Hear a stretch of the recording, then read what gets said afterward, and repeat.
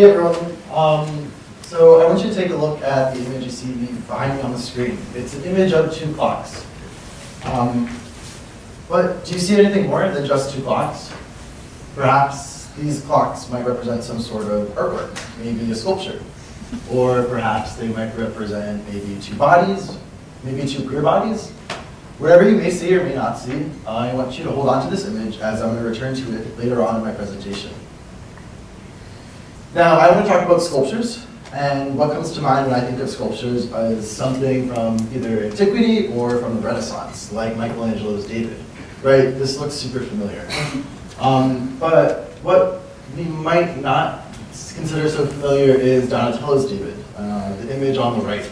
And I've been curious at my last 4 years at NYU, why is it that we remember certain bodies of work and not others? And I think it's because the one on the left, Michelangelo's David, is an idealization of masculinity. So what do we see? We see bulging muscles, broad shoulders, a deep-set gaze, and a powerful posture.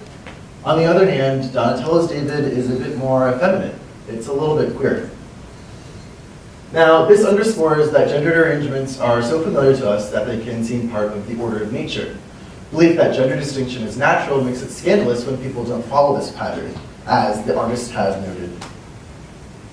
And I want to bring us to another sculpture. This sculpture you may or may not be familiar with. So what is it?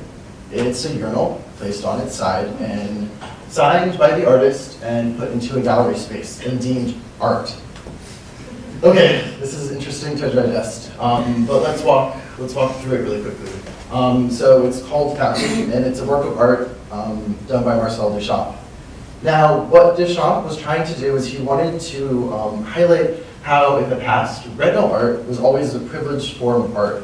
Retinal art is what we see with the eyes, and it services the eyes. It's something like aesthetics or beauty. He wanted us to start thinking about art in a conceptual framework. That is something that we think with our mind, and that's what the ready-made did. It disrupted what we normally think of as art. Hi, my name is John Belknap. I'm a senior at Gallatin, and I concentrate in the intersection of art history and queer theory. And I want to talk to you today about queer art and queer desire. And queerness is a word that's kind of thrown around a lot recently. So let me, for this presentation, define what I'm going to use by the term queer. I like to go to David Halperin's use, and what he considers uniquely useful and worth cherishing about the term queer is the ability that queer is able to define sexual identity both oppositionally and relationally as a resistance to norms. Okay, let's get back to sculpture. So a literal form of queer sculpture might be this. This is a 1990 piece of work created by Robert Gober, a self-identified queer man. And we know that it's queer because it's a bifurcated sexed object of the torso. On one side we have female anatomy, and on the other side we have male anatomy. There's something else going on here that's incredibly queer, and that's its form. Its form is actually in the shape of a kitty litter bag, and I don't know if you noticed that until I pointed it out. So kitty litter bags, they sit on the ground, and what Gober is noting is that queer bodies have often been overlooked, right? And further, it's a kitty litter bag, it's the form of a kitty litter bag, so it collects shit, it collects waste, and that's what we think of as queer bodies, things that are erased from history. Okay, Gober is a big fan of thinking conceptually about bodies, and again, you guys may have seen this piece of work before, you may not, and if not, it looks similar to Duchamp's ready-made urinal that we saw previously. Okay. So again, two queer things are happening with this piece of artwork. One is that it's not a ready-made. It wasn't an object that, say, the artist took out of a common space and thrusted into an art space. Gober actually handcrafted the piece himself. He found wood, he found wire, he found plaster, and made this thing. Further, it's queer because it's missing something. And what do we see that's missing? The faucet. In place of the faucet are two holes, and these two holes might symbolize eyes, and a face, a nose, or a mouth. Or what I see, since art is after all subjective, are areolas, or nipples, and thus the base itself is arms, outstretched. Now, I'm not the only one to notice that these sinks might represent some sort of bodies, or perhaps queer bodies. As art critics of the 1980s highlighted, these bodies might serve as representations of memorials to friends and lovers that Gober might have lost during the AIDS epidemic. So, talking about queer sculpture making, I want to talk about another artist, Mike Kelly. And Mike Kelly does something here pretty simple.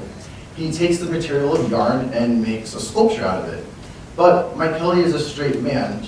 And what's queer about it is that he's taking material that we usually consider to be something in the realm of domesticity or femininity, and is calling it literally manly craft. All right, so keep up with me here. I'm gonna go to another sculpture. This is a really crazy, weird, kind of grotesque sculpture. I super love it. It's done by Graydon Carter. She's an African-American woman. She's an artist who does something similar with Mike Kelly and Robert Gober. So she takes everyday objects, usually associated with enhancing the feminine aesthetic, beauty aesthetics.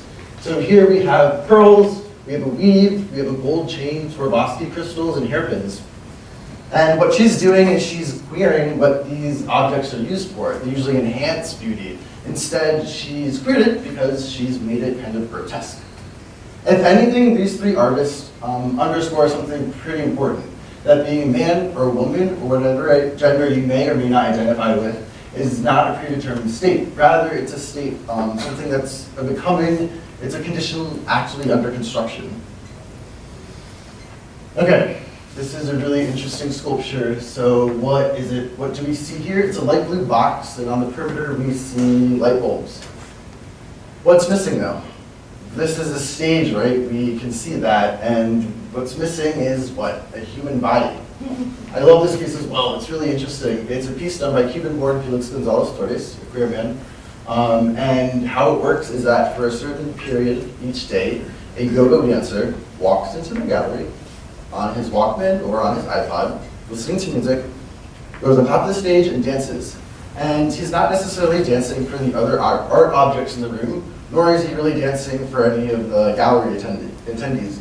What he's doing is he's dancing for his own queerness, his own queer sensibility.